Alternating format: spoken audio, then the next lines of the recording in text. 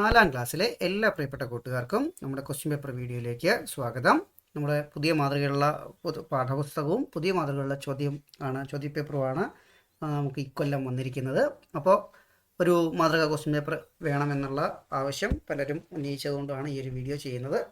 ഈ ഒരു വീഡിയോ നിങ്ങൾക്ക് എല്ലാവർക്കും ഉപകാരപ്പെടുത്തുമെന്ന് മാത്രം ആശംസിച്ചുകൊണ്ട് നേരിട്ട് ക്വസ്റ്റ്യൻ പേപ്പറിലേക്ക് കിടക്കുന്നു. നോക്കൂ, ഒന്നാമത്തെ പ്രവർത്തനം, കോഷ്ടകാത് ഉചിത നാമാനി ചിത്വാരികത്തു. ബ്രാക്കറ്റിൽ നിന്ന് ഉചിതമായ പേരുകൾ എടുത്തെഴുതുക. ഇവിടെ നോക്കൂ, വക്കം അബ്ദുൽ ഖാദർ, സുഭാഷ് ചന്ദ്രബോസ്, കെ കേളപ്പൻ, ഭഗത് സിംഹ, സരോജിനി നായിഡു, ക്യാപ്റ്റൻ ലക്ഷ്മി. അപ്പോൾ ഇതിൽ ഓരോരുത്തർ ആരൊക്കെയെന്ന് പറഞ്ഞോളൂ.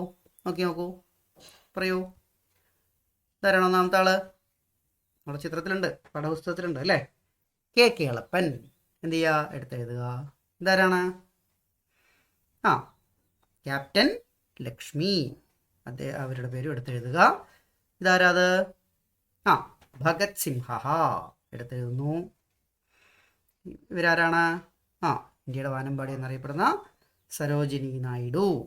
അവസാനത്തെ വക്കം അബ്ദുൽ ഖാദർ അല്ലേ?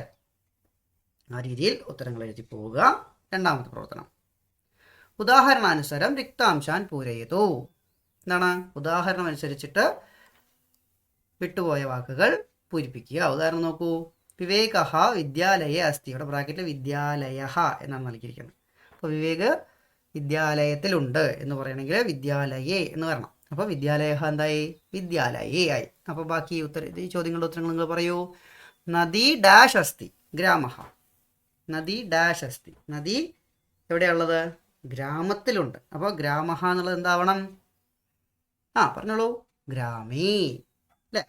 ഓക്കെ, ഗ്രാമത്തിലുണ്ട്. ഓക്കെ. പക്ഷിണഹ ഡാഷ് വസന്തി. പക്ഷികൾ ഡാഷ് വസന്തി. ഡാഷിൽ താമസിക്കുന്നു. എവിടെ പക്ഷികൾ താമസിക്കുക? വൃക്ഷത്തിലാണ് അല്ലേ? കൂടിൽ, വൃക്ഷത്തിലെ കൂട്ടിലാണ്. അപ്പോൾ വൃക്ഷ എന്നുള്ളത് എന്താവണം? വൃക്ഷേ അല്ലേ? ഓക്കെ. യാനാനി ഡാഷ് ഭവന്തി. യാനങ്ങൾ എവിടെയുള്ളത്? ആകുന്നു, ഡാഷിലാകുന്നു. എവിടെയുള്ളത്? നഗരേ.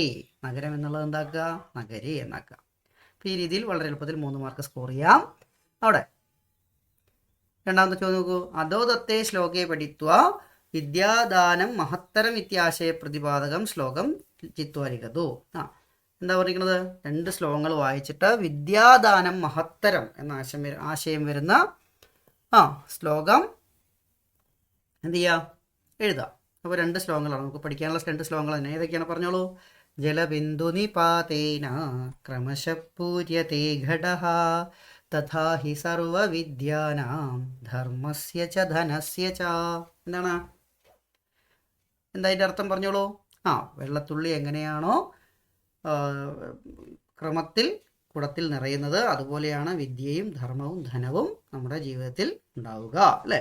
അടുത്തത്, അന്നദാനം മഹാദാനം വിദ്യാദാനമതപരം അന്നേന ക്ഷണികാ തൃപ്തി യാജീവം ച വിദ്യയാ.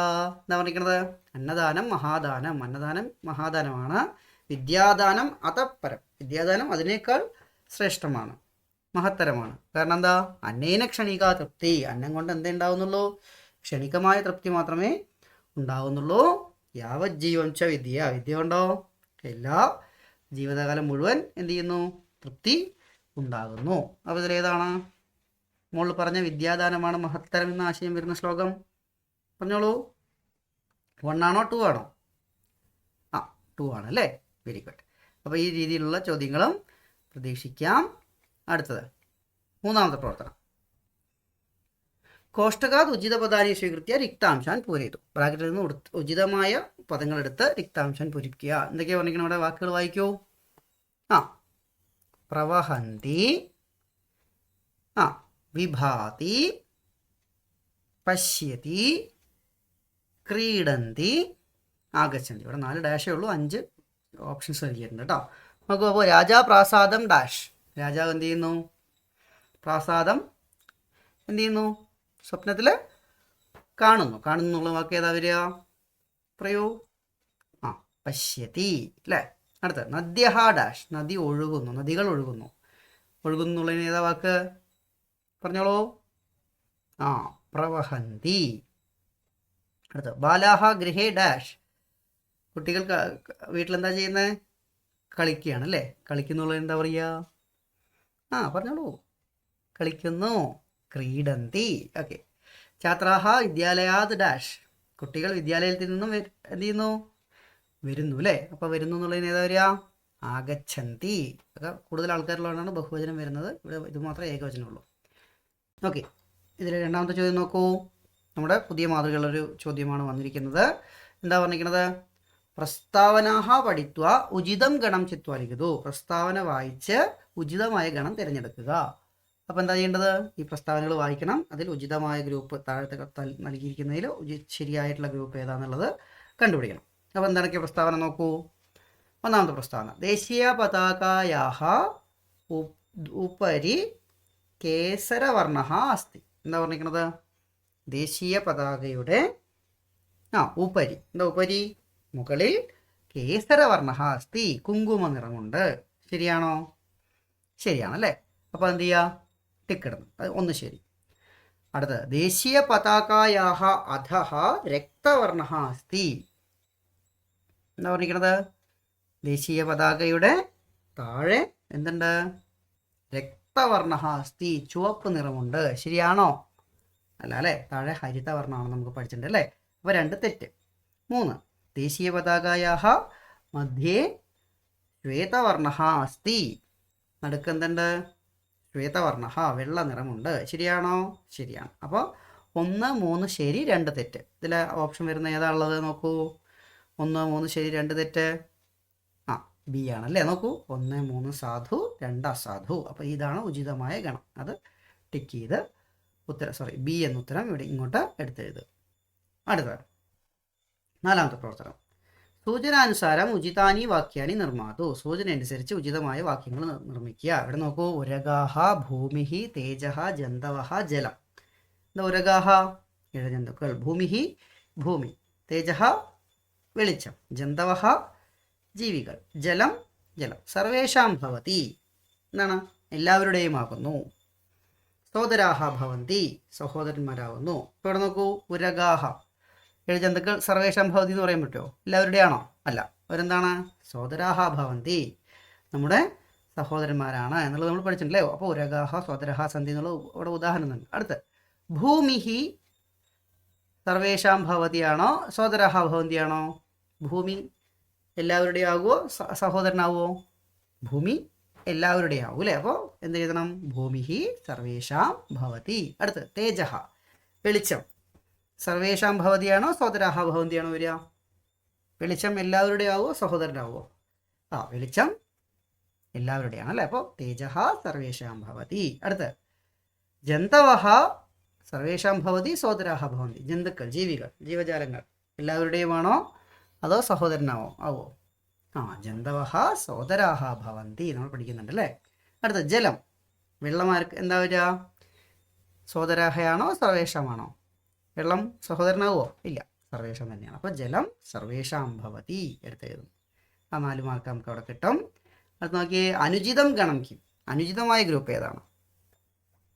അപ്പോൾ ഇവിടെ അനുചിതമായ ഗണം നമ്മൾ കണ്ടുപിടിക്കണം. ഭൂമി ധരണി. ഭൂമി എന്ന് പറഞ്ഞാൽ എന്താണ്? ഭൂമിയാണ്. അതിൻ്റെ അതേ അർത്ഥം വരുന്ന മറ്റൊരു വാക്കാണ് എന്ത്? ധരണി എന്നുള്ളത്. അതുകൂടാതെ നമ്മൾ വസുധ എന്ന വാക്ക് കൂടി നമ്മൾ പാഠഭാഗത്തിൽ പഠിക്കുന്നുണ്ട് അല്ലേ? അടുത്ത, സച്ചിവഹ. തെന്നാലിരാമൻ്റെ കഥയിൽ നമ്മൾ പറയുന്നതാണ് സച്ചിവഹ. എന്താ സച്ചിവഹ? മന്ത്രി അല്ലേ? മന്ത്രിഹി. അപ്പോൾ പിന്നെ വേറെ സംശയമൊന്നുമില്ല. 3ാമത്തെ, ജഷഹ. എന്താ ജഷഹ എന്ന് വെച്ചാൽ? മീനാണ് അല്ലേ? ഇവിടെ ജഷഹ ഹരിണഹ നൽകിയിട്ടുണ്ട്. എന്താ ഹരിണഹ? മാനാണ് അല്ലേ? ജഷഹ ഹരിണഹ തെറ്റാണ്. അപ്പോൾ ഏതാണ് ഇതിൽ തെറ്റായി ഗണം? 3 ഏവ എന്നുള്ള സി എന്നുള്ള ഉത്തരമാണ് എന്ത് ചെയ്യേണ്ടത്? ഇവിടെ എഴുതേണ്ടത്. കോഷ്ടകാത് ഉചിതപദം സ്വീകൃത്യ രിക്താംശാൻ പൂരയിതു. എന്താ പറഞ്ഞിരിക്കുന്നത്?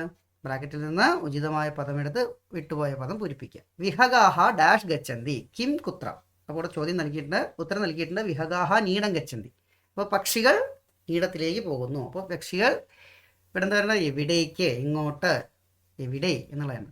അപ്പോൾ ആ ചോദ്യവാചകം ഏതാണിതിൽ? കിമ്മാണോ കുത്രയാണോ? കുത്ര അല്ലേ? അടുത്ത്, വയം ആകാശമാർഗേണ ഡാഷ്. വയം എന്ന് വരുമ്പോൾ എന്ത് പ്രയോഗിക്കണം? ഗച്ഛാമിയാണോ ഗച്ഛാമഹയാണോ? വയം എന്ന് വരുമ്പോൾ നമ്മൾ പഠിച്ചിട്ടുണ്ടല്ലേ? വയം വ്യോമമാർഗേണ ഗച്ഛാമഹ എന്നുള്ളത് പറഞ്ഞിട്ടുണ്ട്. അപ്പോൾ ഗച്ഛാമഹ എന്നുള്ളതാണ് വരേണ്ടത്. അഹം വരുമ്പോഴാണ് എന്ത് ചെയ്യേണ്ടത്? മീ എന്നുള്ളത് വരേണ്ടത്. ഓക്കെ. രാധിക ഡാഷ് ആഗച്ഛതി. രാധിക വിദ്യാലയാത് ആഗച്ഛതി. രാധിക വിദ്യാലയത്തിൽ നിന്ന് വരുന്നു. അപ്പോൾ രാധിക ഡാഷ് ആഗച്ഛതി. എന്താ ചോദ്യം വരേണ്ടത്? രാധിക എവിടെ നിന്ന് വരുന്നു? എന്താ ഉത്തരം വരേണ്ടത്? കുതഹയാണോ കതിയാണോ? കുതഹ എന്നുള്ളതാണ് അല്ലേ. അതെടുത്ത് എഴുതുന്നു. അടുത്ത 50. ഇത് സംഖ്യ മാഷ ഇവിടെ തന്നേ ഉള്ളൂ. ചിലപ്പോൾ സംഖ്യയുടെ മാത്രമായിട്ടൊരു പ്രവർത്തനമൊക്കെ വന്നേക്കാം. 50 എന്നാണ് പറയേണ്ടത്. അതിവിടെയുണ്ട്, എടുത്ത് എഴുതുക. ഓക്കെ. മറ്റൊരു ഇതേ രീതിയിലുള്ള ചോദ്യമാണ്, പുതിയ രീതിയിലുള്ള ചോദ്യമാണ്. ഉചിതം ഗണം ചിത്വാലിക്കത്. ഉചിതമായ ഗണം എഴുതുക. അവിടെ നോക്കൂ, ഇടതുവശം എന്തൊക്കെയുണ്ട്?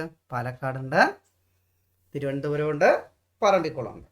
അപ്പോൾ ഇതിൽ പാലക്കാട് ഏതാ വരിക? വന്യജീവി സങ്കേതമാണോ, ടിപ്പു ദുർഗയാണോ, ദക്ഷിണ ഭാഗയാണോ പാലക്കാടുള്ളത്? പാലക്കാട് നഗരഹൃദയത്തിലുള്ള സാധനം ഏതാണ്? ടിപ്പു ദുർഗയുണ്ട് അല്ലേ. ഓക്കെ. അടുത്ത തിരുവനന്തപുരം വന്യജീവി സങ്കേതമാണോ? ടിപ്പു ദുർഗ വരില്ല, ദക്ഷിണ ഭാഗേ അല്ലേ, നമ്മുടെ തെക്ക് ഭാഗത്താണ് എന്ത് ചെയ്യുന്നത്? തിരുവനന്തപുരം വരുന്നത്. പറമ്പിക്കുളമോ? വന്യജീവി സങ്കേതം. അപ്പോൾ 1 ഏതാണ്? ഖ. ആ ഓപ്ഷൻ ഇതിൽ ഏതാ ഉള്ളത്? 1 ഖായായിട്ടുള്ള ഓപ്ഷൻ ഇവിടെ ഉണ്ട്. ഗായാണ്. ബിയിലും സിയിലും ഉണ്ട് എന്തുണ്ട്? 1 ഖ ഉണ്ട്. 2 തിരുവനന്തപുരം ദക്ഷിണ ഭാഗയാണ് അല്ലേ. 2 ഗ. അതേതാ വരിക? 2 ഗായായിട്ടുള്ളത് ഇതവിടെ. അപ്പോൾ 3 ക. പറമ്പിക്കുളം ക. അപ്പോൾ ഈ രീതിയിൽ തന്നെ എന്ത് ചെയ്യുക? ഒന്ന് നോക്കി വെച്ചാൽ സി എന്നുള്ള തരാമെന്ന് നമുക്ക് മനസ്സിലാവും. അപ്പോൾ ഈ ഒരു വീഡിയോ ഒരു മാതൃകയായിട്ട് മാത്രം എടുക്കുക. ഇതുപോലെ വരാം എന്ന് മാത്രമേ മാഷ്ക്ക് പറയാൻ കഴിയുള്ളൂ. ഈ ഒരു മാതൃകാ ക്വസ്റ്റ്യൻ പേപ്പർ നിങ്ങൾക്ക് എല്ലാവർക്കും ഉപകാരപ്പെടട്ടെ എന്ന് ആശംസിക്കുന്നു. നിങ്ങൾക്ക് എല്ലാവരുടെയും പരീക്ഷയും എളുപ്പമാകട്ടെ എന്ന് ആശംസിക്കുന്നു. കൂടാതെ ഇത് കാണുന്ന എല്ലാ വിദ്യാർത്ഥികളും അടുത്ത വർഷം 1ാം ഭാഷയായിട്ട് സംസ്കൃതം തന്നെ എടുക്കണമെന്ന് കൂടി അഭ്യർത്ഥിച്ചുകൊണ്ട് നിർത്തുന്നു. പുനർമിലാമ.